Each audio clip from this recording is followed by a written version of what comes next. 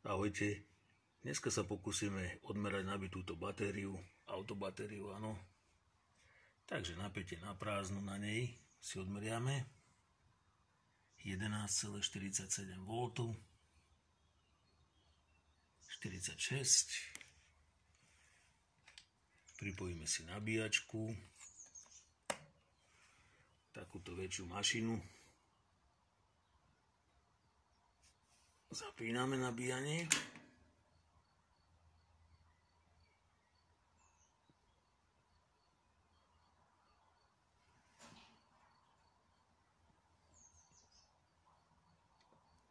Prúd je tam nejaký malý. Odmeriame si týmto ampermetrom.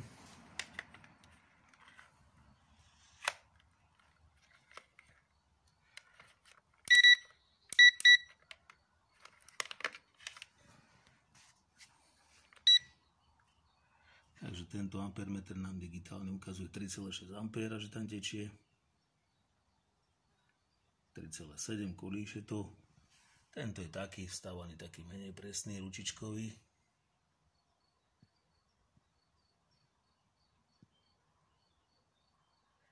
Ledva sa pohol. Takže stále 3,6 A. 3,5.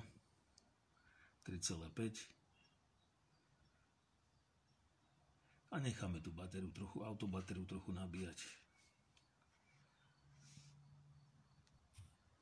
Takže stále 3,6, 3,5 A. Tu máme zaradený prvý výkonový stupeň, áno. Dáme si dvoječku a skočil ten prúd. Očividne. Teraz na tento presnejší ukazuje 4,9 až 5 A. 4,8. A pokračujeme ďalej v nabíjaní tejto batérie. Tá hodnota je o 4,7, 4,8 kolíše. Takže pokračujeme v nabíjaní tejto autobatérie.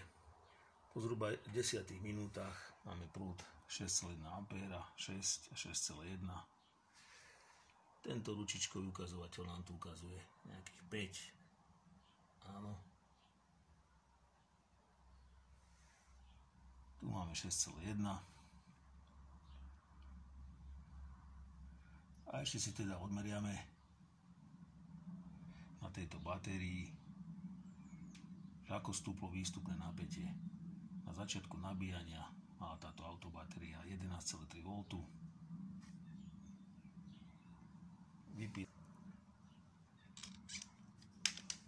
A odmeriame si teraz výstupné napätie na akumulátore 12,51, 50 V, pomaly klesá.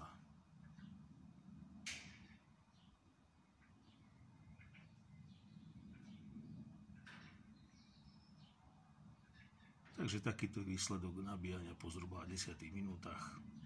Išlo oživenie tejto autobatérie iba. Takýto je výsledok. Ďakujem vám všetkým za vašu pozornosť, za vaše odbery a lajky. Ahojte.